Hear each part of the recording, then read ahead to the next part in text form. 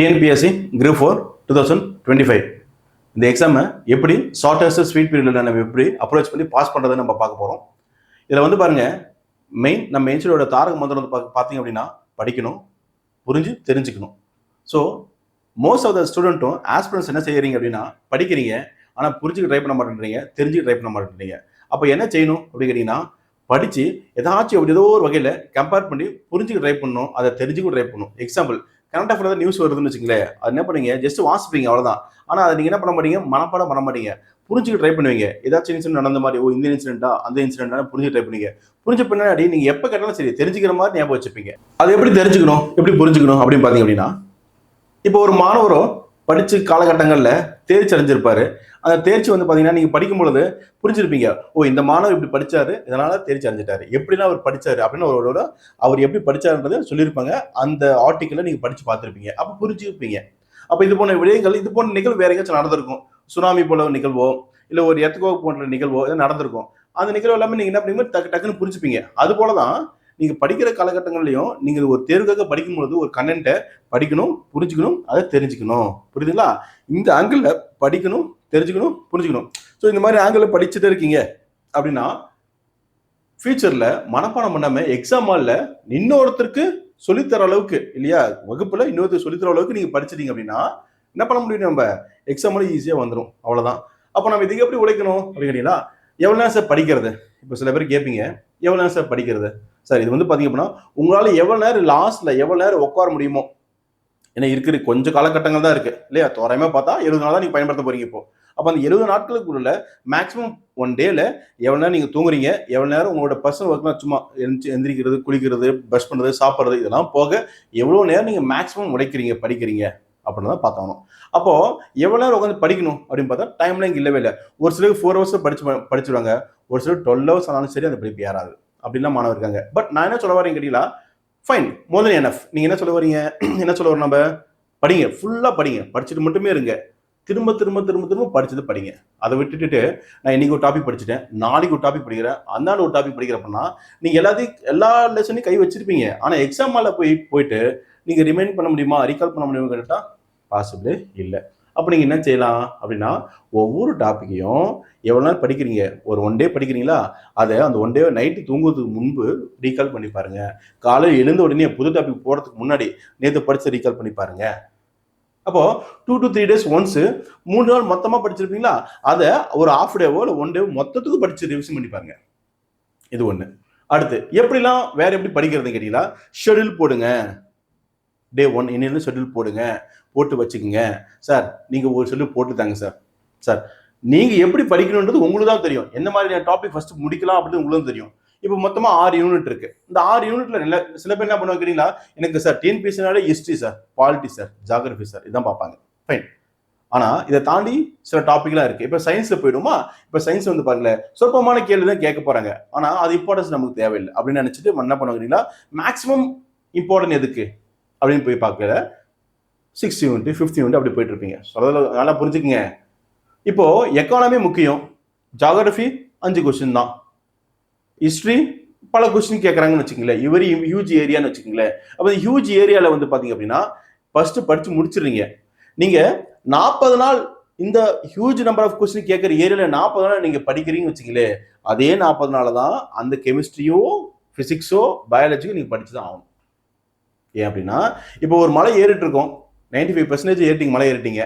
அந்த 5% வந்து நீங்கள் தாண்டறதுக்கு இந்த 95% எஃபிஷியன்ட் நீங்கள் அந்த 5% நீங்கள் கொடுத்தாகணும். ஏன்னா இப்போ எனர்ஜி பூரா டவுனாக இருக்கும், டயர்டாக இருப்பீங்க, எப்படி ஏற முடியும், ரொம்ப ஸ்வெட்டாக இருக்கும், ரொம்ப டயர்டாக இருக்கும். பட் இந்த சுச்சுவேஷனில் அந்த கொஞ்சம் தூரம் தானே நம்ம கீழே இறங்கிக்கலாம் அப்படி போகிற மாணவர் நிறைய பேர் இருக்காங்க. புரியுதுங்களா? ஆனால் அந்த 5% தம் கட்டி திரும்ப எனர்ஜிலாம் கூட்டி நம்பிக்கையோட மேலே ஏறாங்க பாருங்க, மலை மேலே ரீச் ஆயிடுவாங்க. ஸோ இது போல தான் அந்த 5 கொஸ்டின் வந்தாலும் சரி, 2 கொஸ்டின் வந்தாலும் சரி, இதில் சயின்ஸ்லேருந்து வந்தாலும் சரி, தயவு செய்து பேரலாக அந்த டாபிக் படிக்க ஆரம்பிச்சிருங்க. ஸோ குரூப் 4 எக்ஸாம் தானே, இந்த கொஸ்டின் 2 கொஸ்டின் விட்டுலாம் நானே அப்படின்னு நினச்சி விட்டுறாதீங்க. ஏன்னா ஒருவேளை நீங்கள் படித்த ஏரியாவில் வந்து கொஸ்டின் வந்துருச்சு அப்படின்னா, சயின்ஸ் படிச்ச நேரத்தில் வந்துருச்சு அப்படின்னா நீங்கள் பாஸ் பண்ணி போயிடலாம். ஒன்று. இப்போ 170 கொஸ்டின்ஸ் இந்த வருடம் போடுற மாதிரி இருக்குன்னு வச்சுங்களேன். 170ல் யாரெல்லாம் போட்டிருக்காங்களோ அவங்க எல்லாருமே கட் ஆஃப்ல உள்ள வந்துட்டாங்க அப்படின்னு வச்சுப்போம். நம்ம நீங்கள் 168 கொஸ்டின்ஸ் போட்டீங்க, மேத்ஸில், தமிழில், சோசியல் சயின்ஸில் போட்டீங்க. இந்த 2 கொஸ்டின் உங்களால் போட முடியாமல் போயிடுச்சு. நீங்கள் என்ன எங்கே இருப்பீங்க? ஆஸ் யூஸ்வல் 1 வருஷம் என்னவா இருந்தமோ அதே தான் அடுத்த வருஷம் இருக்க போகிறோம். ஆனால் சயின்ஸ் மட்டும் நல்லா படிச்சிட்டீங்க, மற்ற டாபிக்களும் படிச்சிட்டீங்க, எது வெயிட்டேஜ் குறைவாக இருக்கோ அது சேர்த்து படிச்சிட்டீங்க அப்படின்னா இந்த வருஷம் அந்த எக்ஸாம் உள்ள பாஸ் பண்ணி போயிடலாம் இல்லையா? ஸோ எதுவுமே எதுக்கும் ஈஸியோ கஷ்டமோ இல்லை, எல்லாத்துக்கும் ஈக்குவல் வெயிட்டேஜ் தான் சொல்ல போனால். ஸோ நம்பர் ஆஃப் கொஸ்டின்ஸ் அதிகமாக இருக்குது, நம்பர் ஆஃப் கொஸ்டின்ஸ் கம்மியாக இருக்குது. எதை படிக்கிறது, எதை விடுறது? நோ, எல்லாத்தையும் படிச்சாங்க, எல்லாத்தையும் கம்பல்சரி முடிச்சிருங்க. முடிச்சுட்டு எக்ஸாமுக்கு போங்க. அதுக்கடுத்து என்ன செய்யுங்க கேட்டீங்களா, ப்ரீவியஸ் இயர் கொஸ்டின் பேப்பர் எடுத்து பாருங்க இல்லையா? அந்த ப்ரீவியஸ் கொஸ்டின் பேப்பர் எடுத்து பார்த்துட்டு அப்போ உங்களுக்கு புரிய ஆரம்பிச்சிடும். கையில் சிலபஸ் வச்சிருப்பீங்க, சிலபஸ் வச்சுட்டு ப்ரீவியஸ் கொஸ்டின் பேப்பர் எடுத்து பாருங்க. ப்ரீவியஸ் கொஸ்டின் பேப்பர் எங்கே சார் போகிறது பார்த்தீங்கன்னா, நம்ம மொபைல் ஆப்ல டெஸ்ட் போட்டுட்டு ஃப்ரீ டெஸ்ட் இருக்கும் நம்மளுக்கு இருக்கு. அப்படி இல்லை அப்படின்னா டிஎன்பிஎஸ்சி அஃபிஷியல் வெப்சைட்ல உள்ள பண்ணிடலாம். ப்ரீவியஸ் கொஸ்டின் பேப்பர் போட்டிருப்பாங்க, அதை எடுத்து பயன்படுத்தி பாருங்க. ஆன்சர் போட்டிருப்பாங்க, செக் பண்ணி வந்துட்டே இருங்க. அப்போ நீங்க டெப்தா உள்ள ஒரு டாபிக் படிக்கும் பொழுது இந்த ஏரியா மட்டும் படிச்சா போதுமான்ற ஒரு சின்ன ஒரு ஐடியா கிடைச்சிரும். அந்த சின்ன ஐடியா வச்சுட்டு அந்த ஏரியால போயிட்டு அதை மட்டும் படிச்சா போதுமா? இல்லை, அதை சார்ந்த மற்ற பகுதிகளும் கொஞ்சம் சேர்த்து படிச்சுங்க. லாஸ்ட் மினிட்ல வேற என்ன செய்ய முடியும்? புத்தகம் பூரா படிக்க சொல்ல முடியுமா என்ன? புத்தகம் பூரா படிச்சா டைம் பத்துமா என்ன? முடிய வாய்ப்பே இல்லை. அப்போ எந்த வகையில நம்ம இந்த எக்ஸாம் படிச்சு பாஸ் பண்ண முடியும்? ஃபர்ஸ்ட் என்ன பண்ணுங்க, டெய்லியும் ஒரு மேத்தமெட்டிக்ஸ் டாபிக் எடுத்துக்கங்க. இல்லை 2 டாபிக் எடுத்துக்கங்க. எப்போ தூக்கம் வரும்? மதியத்தில் தூக்கம் வரும். 2 மணிக்கு மேலே 3 மணிக்கு நல்லா தூக்கம் வரும். அந்த சமயத்தில் மேத்ஸ் ஒர்க் அவுட் பண்ணி பாருங்க. ஒருவேளை சார் எனக்கு மேத்ஸ் தான் சார் ரொம்ப வீக்கு, நான் ஜிகே படிச்சிருவேன், தமிழ் படிச்சிருவேன் அப்படின்ற மாணவர் என்ன பண்ணுங்கன்னா, காலம்பரை எழுந்து உடனே ஏர்லியர் மார்னிங் எழுந்து உடனே என்ன செய்யுங்க, அதை ப்ரிப்பேர் பண்ண ஆரம்பிச்சிருங்க. இது ஒன்று சம்திங். ஏன்னா இப்போ நான் சொல்ற ஒரு ஆங்கிளில் ஒரு ஸ்டைல் ஆஃப் ஸ்டூடெண்ட்ஸ் ஃபாலோ பண்ணுவாங்க. அதே போல் அது ஆப்போசிட்டாக ஒரு ஸ்டூடெண்ட்ஸ் ஃபாலோ பண்ணுவாங்க. எல்லாத்துக்கும் எல்லாம் செட் ஆகணும்னு அவசியம் இல்லை இல்லையா? அது போல் என்ன பண்ணுங்க கேட்டீங்களா, இந்த மாதிரி ப்ரிப்பேர் பண்ண ஆரம்பிச்சிருங்க. அப்போ நம்ம என்ன பண்ணியிருக்கோம், நம்ம ஸ்டார்டிங்கில் பார்த்தோம், நம்ம என்ன பண்ணியிருக்கோம், எப்படிலாம் படிக்கணும் பார்த்தா கொஸ்டின் ரிவிஷன் பண்ணுற அளவுக்கு படிக்கணும். எந்த ஏரியா முக்கியம், ப்ரீவியஸ் கொஸ்டின் பேப்பர் பார்க்கணும், கையில் சிலபஸ் வச்சுக்கணும். அதே போல் எவ்வளோ நேரம் படிக்கணும் அது முக்கியம் இல்லை, எப்படி எவ்வளோ நாள் நம்ம தொடர்ந்து நீடித்து படிக்கிறோம், எந்த மெமரி பவர் இருக்குது, இந்த 4 முக்கியம் ஆயிடுச்சா? இதுக்கப்புறம் எக்ஸாம் பக்கமாக வந்து பின்னாடி நான் எவ்வளோ படிச்சிருக்கேன், எனக்கு படித்தது போல எனக்கு ஞாபகமே இல்லை, நான் படித்த மாதிரி ஞாபகம் இல்லை, எப்படி சார் படித்து பாஸ் பண்ண போகிறேன், எனக்கு பயமாக இருக்குது அப்படின்னு ஒரு மாணவருக்கு தோணுமா தோணாதா? அப்போ தோன்ற பட்சத்தில் என்ன கேட்டீங்களா, நீங்கள் டெய்லி என்ன டாபிக் படிக்கிறீங்களோ அதை சின்ன நோட்டு போட்டு அந்த நோட்டில் எழுதுங்க. என்ன எழுத போகிறீங்க, இந்த டாபிக்லாம் படிச்சுட்டு வந்துருக்கேன், இந்த டாபிக்லாம் படித்து முடிச்சுட்டேன் அப்படின்னு நோட்டில் எழுதிட்டு வந்துட்டே இருங்க. எத்தனை முறை ரிவிஷன் பண்ணேன் அதையும் அதே இதில் பக்கத்தில் எழுதி வந்துட்டே இருங்க. அப்போது எக்ஸாம் பக்கமாக வரும்பொழுது நீங்கள் படித்தது அந்த புத்தகத்தில் இருக்க போகுது, நீங்கள் ரிவிஷன் பண்ணது அந்த நோட்டில் இருக்க போகுது, அதெல்லாம் படிச்சிருக்குன்ட்டு.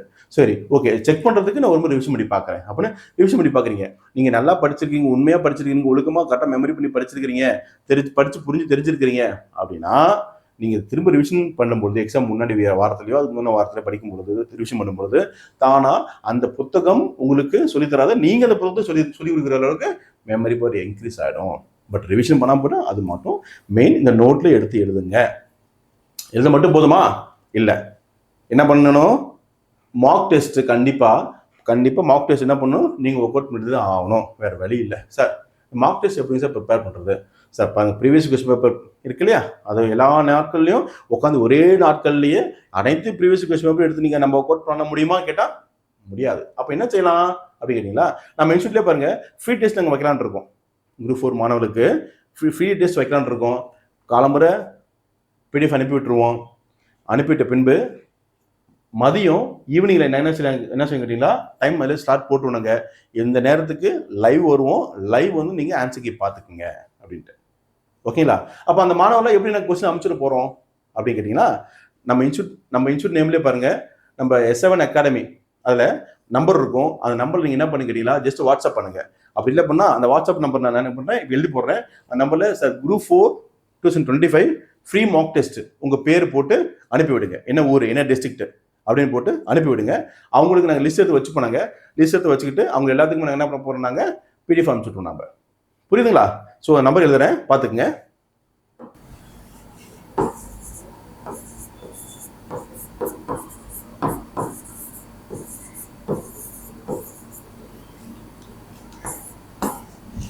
இந்த நம்பருக்கு நீங்கள் என்ன பண்ணுங்க, உங்கள் நேமு, ஃப்ரீ மார்க் டெஸ்ட் 2025, அப்புறம் நீங்கள் என்ன ஊர் என்ன டிஸ்ட்ரிக்ட் அது மட்டும் சொன்னால் போதும். சரிங்களா? சொன்னீங்கன்னா காலம்பரை உங்களுக்கு நாங்கள் குரூப் ஃபார்ம் பண்ணுவோம். அந்த குரூப்பில் டெலிகிராம் ஆர் வாட்ஸ்அப்பில் என்ன பண்ண போகிறோம்னாங்க, உங்களுக்கு பிடிஎஃப் கொஸ்டின் மார்னிங் அனுப்பி விட்டுருவோம்.